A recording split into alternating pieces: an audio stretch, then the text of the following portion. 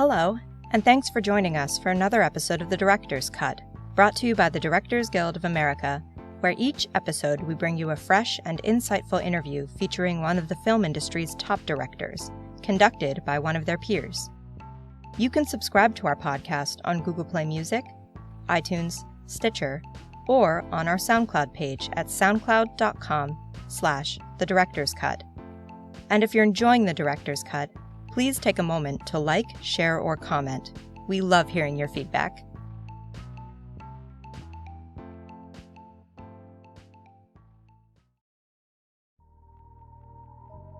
This episode takes us behind the scenes of director Marti Noxon's new film, To the Bone.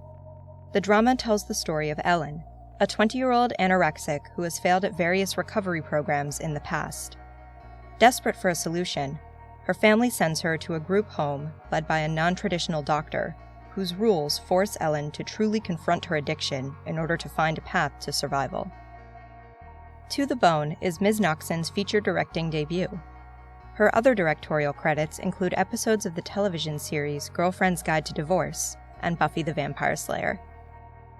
After a recent screening of the film at the DGA Theater in Los Angeles, Ms. Noxon discussed the making of To the Bone with director Rick Rosenthal.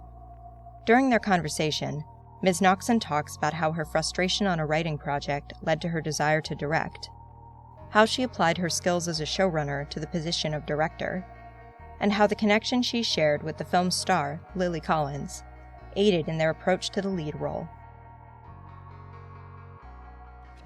Marty, that's an incredibly powerful film, and I've now seen it 3.5 times. And I saw it at Sundance, and I've seen it twice more, and then a little bit tonight. And what's interesting to me, is kind of fascinating, is that it still affects me emotionally, and that's very rare.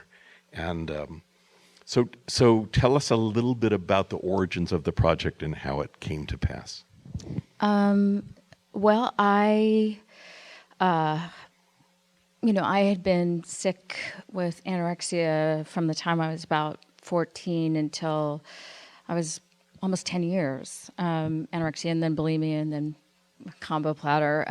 And for years and years, I sort of would tell the stories like they were funny. And some of them are funny. Like, my stepmom really did give me a cake in the shape of a hamburger for my birthday. But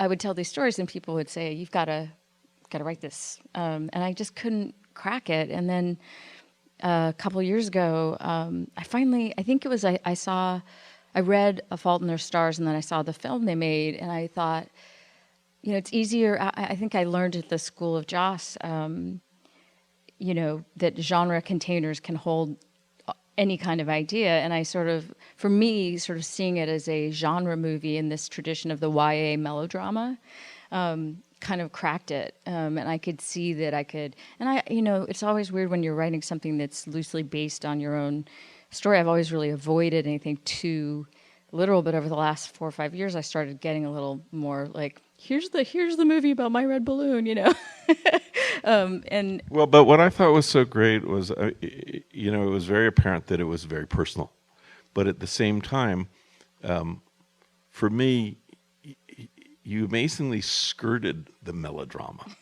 and I think that it's infused with a certain amount of humor, and in many ways, for me, the riskiest performance is Alex's performance. And I will admit that when I saw him, his entry, I was like, uh-oh, there's no way this guy can pull this off, can stay at that level. And then I thought he was, in many ways, the glue. I mean, she's amazing, and I think she's so watchable, and she seems to have learned about stillness and silence and trust. But he had to keep all the plates spinning. And just when you thought he's not going to be able to pull this off, he had such an honesty underneath. And I'm curious, we'll get to her because I think she's fantastic. But first of all, how did you find him? Well, we had an amazing casting director, Rich D'Elia, who's actually going to do Dietland for me for AMC, because he did Dallas Buyers Club and he did Short Term 12 and one of our producers introduced me, and he just has exquisite taste. He just has the most amazing taste, and it's hard to cast men in movies about women, at least in my experience. They to get Keanu and Alex was key, and Alex, I'd seen him on Broadway in The Curious Incident of the Dog at Midnight, I believe. It has one of those tricky titles. And I remembered him. Obviously, he's incredible in that. But he was traveling. He's like a real person. Also, he's interested in other things, and he'll just take off and be somewhere in the world. And so I had to cast him off Skype, and we just had this conversation. It was one of those weirdest things where I felt like he sort of just came out of the computer screen and was right in front of me, and I just trusted my gut and it wasn't the way I'd seen the character at all. I thought of him much more as kind of a more standard issue, fey heartthrob, and I definitely saw him as somebody who seemed more overtly potentially gay, like someone that you would read as gay even if he wasn't, and that just isn't sort of Alex's vibe. But that was just one of those great gut moments, because when he showed up, I hadn't thought of him as being British, and we thought he was going to do an American accent, and then he came in and did his American accent. We were like, no, you're British. He just hadn't had time to prepare. So, right. Well, I thought across the board, all of the characters grew on you, and I felt we were watching this kind of family that had occurred over the course of the therapy weeks, and so. You sort of got involved emotionally, obviously in the main story, but you were kind of riveted by everybody else's story. And how did Keanu get involved, and what was that like? Well, it's funny. I mean, that was the hardest role to cast. In a weird way, I thought it would be easy to cast, because I thought this is going to be, this great, this is this great charismatic guy, and these are scenes you can really chew on, and no name actor, even few of them even bothered to respond. And even though we would send those letters of like, your daughters, your wives, like this is important. But then one of the same producer who brought Rich Lee to us is actually his half sister, and had not wanted to take it to him because he always says no to her projects. And also, I think she was just like, I can do it by myself. And finally, we were coming up against Lily's availability deadline, and so she was just like, okay, I'll show it to my brother. And to her surprise, he said, well, I'll meet with Marty, and they have someone in their life who had anorexia. Once he met with you, it was all over. Oh yeah. He literally rolled up on a motorcycle of his own design and manufacture at the chateau, and like came off the motorcycle and took his helmet off, and I was just like, this isn't happening. Like this isn't real. But he actually is that's incredibly sensitive. He's really he feels very porous to me, if you know what I mean. Like you have to be protective of him when he's letting himself be vulnerable. Like he would much rather shoot and kick. Right. I mean, I felt, being sort of looking at his performance, I almost felt like it's the fullest emotional performance I've seen him give, and it was at times I felt almost like his body didn't know what to do with it. That it was, his standing by the doorway in her room when he was talking. Yeah, exactly. It's a little bit like, where do I put my hands? And let's talk a little about Lily.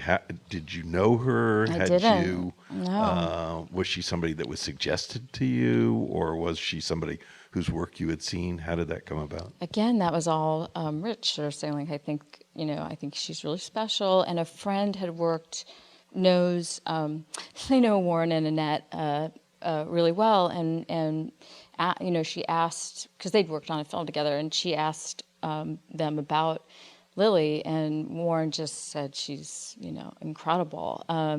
So we met at the chateau, because that's where I meet movie stars, and there's these weird things.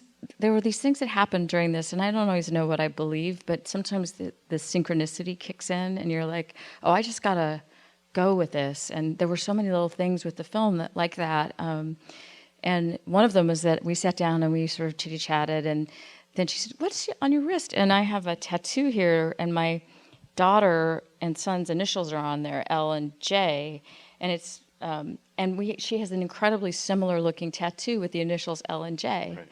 and it's for her name. And when I got the tattoo, I kept saying no, J first, L second, because son first, daughter second, but she got it wrong, and this weird. And years later, it was this kind of weird bonding thing between me and Lily. And of course, she just, she grew up with a famous dad, and had a fancy. Do people realize dad is that Phil she's, Collins, right. But didn't grow up with him, but sort of grew up in a sort of fancy, aura. And I feel like people like that can go two ways when they become of it completely and they're grasping at this idea of stardom, or two, they sort of see through stardom and they go, that's not the end. That's not the end. That's not what I'm trying to get. I'm trying to actually do the work. And Lily had that grounded thing. Plus, she just had a little sparkle, and I was like, Eli's going to be kind of a bitch, like she should have some. And she did. Sparkle. I mean, I thought that she managed to straddle the dark side, and when Alex says, "You win, you're the princess of darkness," I mean, that worked. But at the same time, you saw, I think part of what makes the film so special is you saw this life struggling to get out, to be released. And it wasn't like, so often I think when you have sort of a bratty teenager or a young adult who's angry, you get only that side. And so it's hard to root for her. But I found myself rooting for her entirely the whole time because there were glimpses. She put a cover on, right. But we could see it was the cover. What was her process like? Did she do research? Did she obviously lost a bunch of weight? What was that like? Well, she also had been anorexic. So the second thing that happened during that meeting is she said, I knew that whoever wrote this had been through it or had someone close to them. So it was a very delicate balance of preparation, and she wanted to lose some weight because she wanted to feel it. She wanted to be in that space, but we were also very cognizant of the fact that too much weight loss could trigger it, and so we had her work with a nutritionist not just during the film but after for a while until she gained the weight back. I can say it now just because it's proven to be true. My gut was that this girl was not going to go back there. She might toy with it, but she had such a strong core, and it was a long time for her since she was really sick. But it was a struggle, and unlike Alex, who just stopped eating and lost 20 pounds, and then the day he could eat again, sat down with a bowl of ice cream and a giant plate of food. I was just like, nobody said to him, "You look great," but people did to her. So it was again this kind of process of just talking about it a lot and talking about how she was feeling. And then, she went and talked to doctors, and she and I went to a recovery group together and talked to women in a rehab. And she did a bunch of sort of, where is the disease now research, but we both had lived it. So there was a lot of, there's just a lot of spirit of recovery on the set, and we tried to keep it light and fun, which I think I learned a lot of that from you. Not from the Prince of Darkness. I was Rick's assistant for 4 years, 3 years, maybe more. Yeah, I think there was a point when you finally said, "I think you're done." I don't think I ever. No, said that. you I didn't. Think no, you said to me, "I think I'm done." No, I think okay. You were just kind of like moving on. Moving on. You have grown. Your apparent boredom with this position is becoming obvious. So this is your first feature film. Yes, it is. And you've had a very successful career as a screenwriter and as a writer, producer, and showrunner in television. At what point, have you directed before this? I directed a few episodes of TV. I directed some Buffy, and then I directed, sort of in preparation for this to get my, sea legs back, I directed an episode of Girlfriend's Guide. So it was really new, the whole. But in a weird way, all that TV experience was great because when they said we only have 4 weeks from Lily's availability date to shooting, I was like, okay, here we go. Just go. And what, coming from, I always feel that writers craft craft words and ideas, and directors craft images. And I'm curious, at what point did you decide that you wanted to move over from crafting words to crafting images, and what was that about? Well, the precipitating event, and it's funny because this movie came out on Friday. I got hired to write The Glass Castle, based on Jeanette Wall's memoir, and Jeanette and I really connected, and there was a lot in that story that I could relate to as a child of like a lesbian hippie and a uptight Brit, this sort of chaos of my upbringing. I really related to it, and I kind of dug into my own story to write that script. But I had a really strong impulse that the tone needed to be more like James Brooks, in terms of endearment, and less heavy. And because a lot of the point of her book was, you grow up with these, if you grow up in a traveling circus, there are these horrible things that you later have to reckon with, the uncertainty and the instability and all those things that get labeled abuse, and some of them are. But at the same time, there's this joy in it too, because you're with a traveling circus, right? And so I really related to that. And so the draft that I wrote had a lot of humor in it, and tonally I was trying to find that sweet spot of really could go really dark, but it felt like it had a buoyancy carrying you through it too. So until the very end where you just go gut punch, and the Jennifer Lawrence was attached to star, and everybody read it, and they were really enthusiastic. And then no director wanted to do it; they all felt the tone was off. And the whole time I was like, I know what the tone is.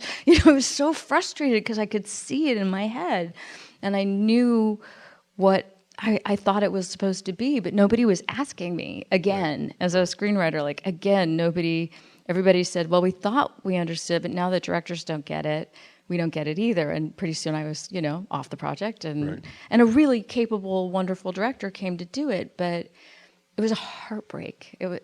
That was the first time in a long time that I'd let something get on the film side get close to me.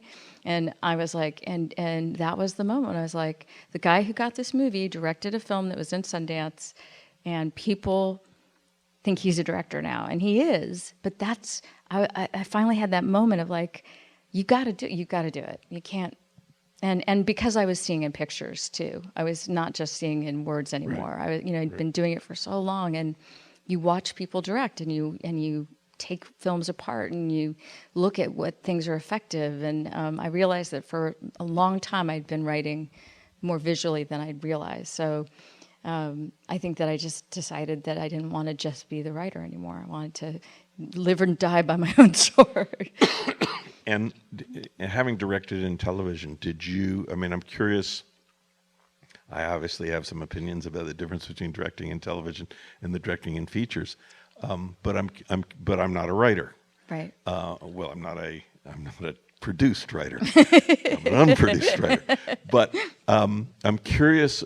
You've been a showrunner, and you've been on that side, and you've essentially been in many ways the divining and defining creative force as a producer. And suddenly you are now expected as the director, particularly as the writer-director, to be the defining force in a feature. And did you feel there was a transition, or did that feel pretty natural because you had actually sort of done that role but just never been called the director in television? I think there's two, but yes, both. On the one hand, I felt like, a lot of these muscles.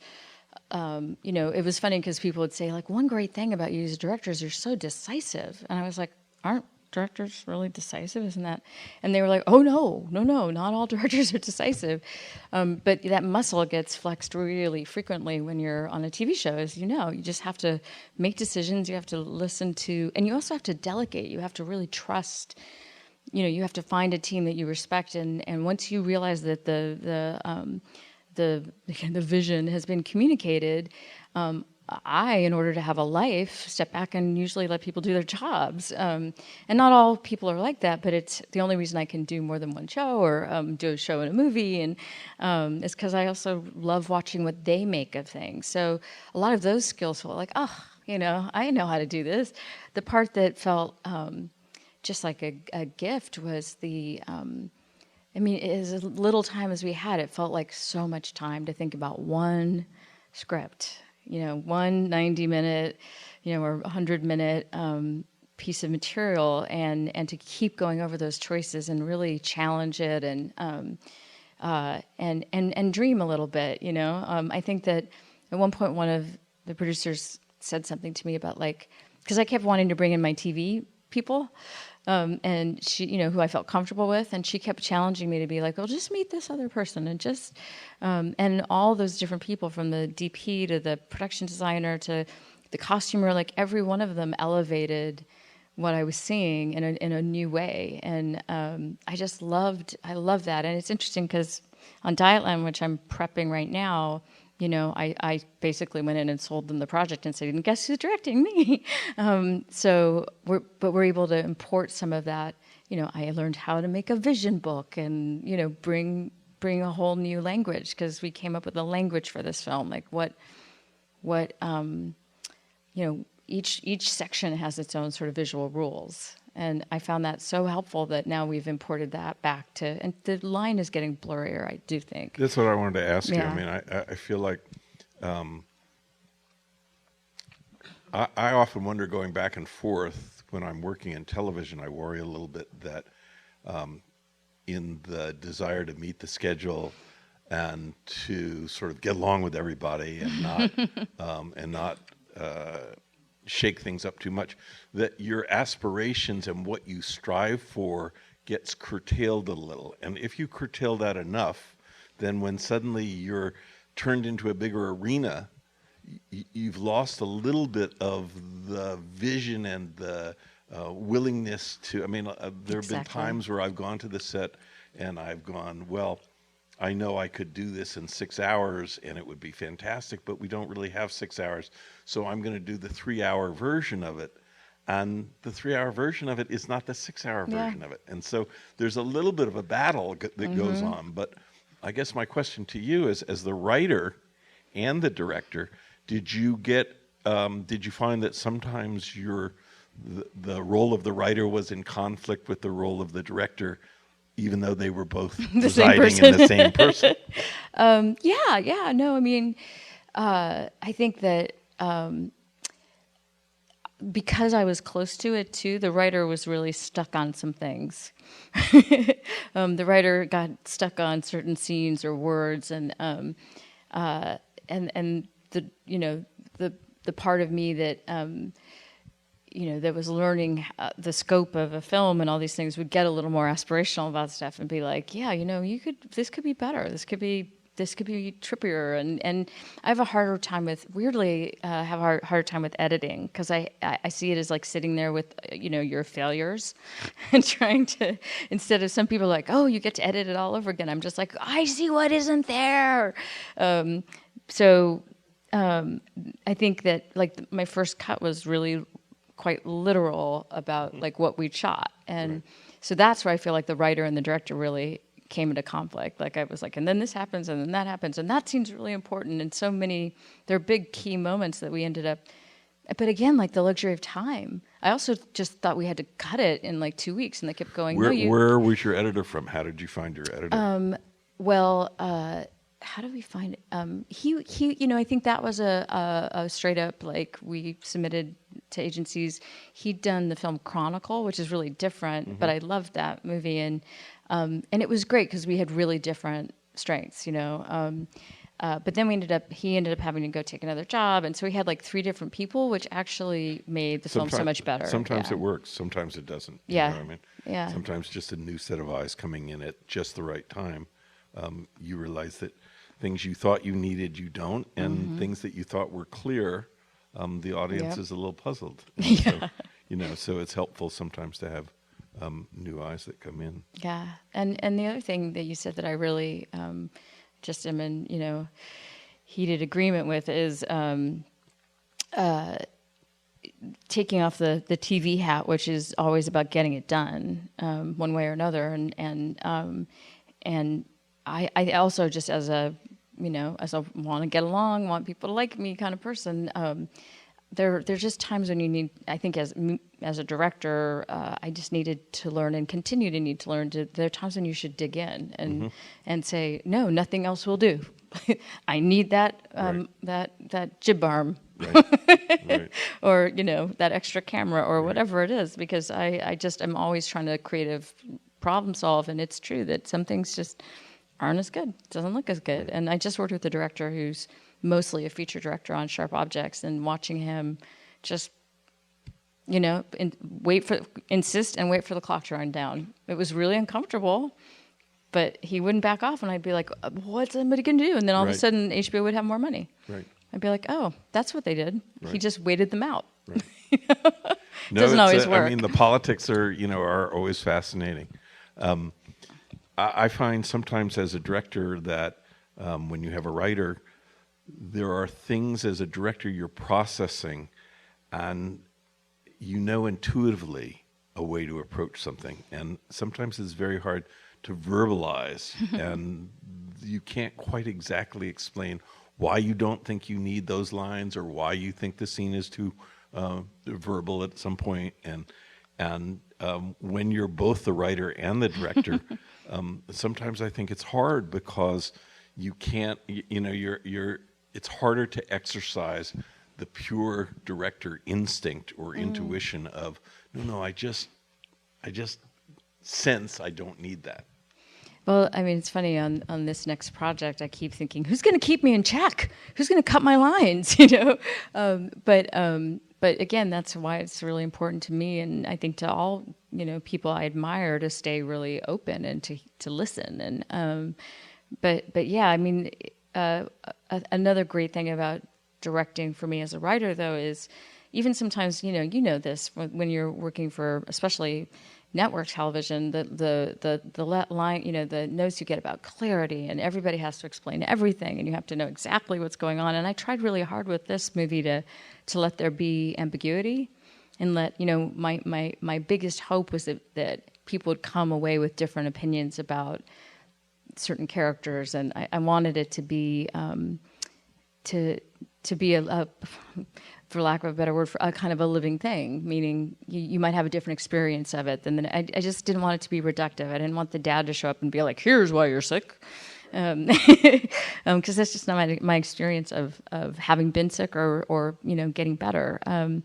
But one of the great things about directing was just seeing how much an actor can do, or the way you shoot something can tell the story. And I'll write things now knowing, like, I won't be in the, because the actor's going to act it. It's going to be awesome. I think you learn about this actor trust, and about how the right moment of silence just goes so far. And Lily had such an expressive face, and she could sort of tell a whole story with no dialogue, and I thought that was great. I want to circle back for a second about what you said about who's going to keep you in check.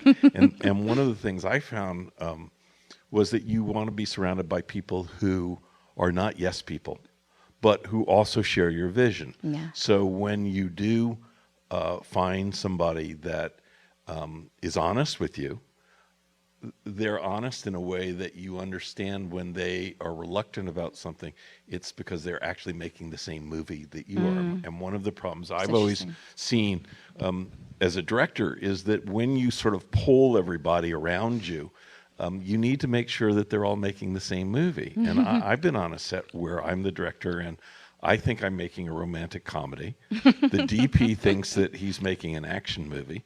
The producer thinks that it's a genre picture. And the studio is not really sure what we're doing or how they let us go in the first place. and so, that's very tough. But over the last couple of years, when I'm directing, there's a producer that I met years ago doing television. And I just found that we were so much on the page so often that very often I would say to him, take a look at this, what do you think? Yeah. And I remember doing a film in Europe many years ago, and the producer and I were just so in sync. And I was doing a scene, I was blocking a scene, And he came over and he said, Rick, I don't think this works. And I said, no, actually, it doesn't work yet. But give me, like, I'm rehearsing it, give me 5 minutes. And then, if you think it doesn't work, then we'll deal with it. But let me get it to where I wanted to present it to you, because you're here a little early. Right. And right. so you missed your cue. You're just a few minutes early. Yeah. And so then we worked it, and then I said, okay, I'm ready for you to watch. And he says, oh, it's great. I don't know what I was worried about. Right. But I think that what happens sometimes is, and I think that happened, I mean, kudos to him, because he was able to say not, oh, I'm being kicked out. Right. Or threatened, but he was like, okay, that was a great producing moment for him. And the net result was that what we thought we were making, we ended up making, as opposed to people getting in the way sometimes too early and not realizing that, yes, they're going to get their chance to give you input, but not at that moment. Yeah, no, it's I've grown more and more certain that one of the key jobs of a showrunner and a director, because there are overlaps, is really you hold the narrative, meaning people forget what the story is about. So you need that nugget. You need to hold it really tight, what the story's about, and then tone. You have to hold the tone. And if you can do both those things and make sure that everyone's rowing in the same direction, that's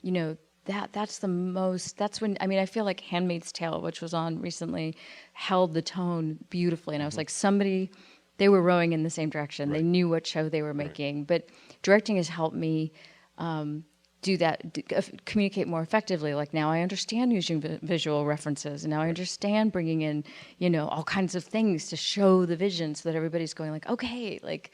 Well, I always thought, running a show, one of the keys was to get actors on board who sometimes weren't 100% on board because they thought it was always about them, and then and then you gave them a chance to direct. And I remember doing Life Goes On and giving one of the actors a chance to direct. And he was like, oh, my God, where are the actors? I mean, why am I waiting for the actors? And I'm like, well, sometimes we have to wait for the actors. Right. And, the next couple of weeks after he directed, boy, was he out of his trailer on time. Yeah. Speaking of time, I think that we are almost out. I wanted to ask you two really quick questions. One of the big differences between television and features is the length of time that you end up directing with no break. And very often when we're doing working with a first-time director who comes out of commercials or short films, I say to them, well, what makes you think that you're going to be able to get through this? And they're like, well, I've done commercials. And I go, and how many days in a row did you shoot? And they went, oh, well, I shot 3 days in a row. And I was like, well, you're about to shoot 25 days in a row. And so I think there's a difference in kind of stamina and attitude, and you get beat up. I mean, 25 days of shooting is 5 weeks or 4 weeks, depending on how it's broken up, in which you have to sort of get up every morning and say, I'm the leader of this band, and as my attitude goes, so goes theirs. And so, it's funny. And funny story. I was 5 months out of rehab, and my dad was dying. So, I had to go experiment again with some things, and I'm better now. So my energy was all over the place. I would just, whenever we had a slightly longer turnaround, I needed to separate myself from the noise and just be quiet. It's something I've learned that I didn't know about myself, which I have a slightly isolationist balance to the extrovert. And so I just found quiet time, and I'd take some deep breaths, and Red Bull was my friend. And, but I think that figuring out what sustains you and gives you that second wind, for me, it was finding some time to go close my eyes and just breathe. And I guess it was meditation in a way, just a little dose of meditation. And then 3 days before we wrapped, my dad went to the hospital, and he died 5 days later. So it was, it was all meant to be the way it was. I don't always believe that about things. I don't think everything's meant to be. Politics. But I do think that if we come out the other side, it's meant to be. Yeah, right. That's how it always goes, right? If we don't blow up, it's just what was meant to happen. So yeah, that's that. All right. Well, we need to wrap up, but I just wanted to reiterate again how powerful I think this film is, and how pleased you should be. Well, thank you, especially Rick. as your first film. Thank you, Rick. Da-da-da. Thanks for listening to another DGA Q&A. You can check out past episodes of The Director's Cut wherever you listen to podcasts, or on our website at dga.org/podcast. Also, if you haven't already, be sure to subscribe so you won't miss an episode. If you're enjoying the podcast, please like, share, and leave us a review. We'd love to hear your feedback. Thanks again for listening, and have a great week. This podcast is produced by the Directors Guild of America. Music is by Dan Wally.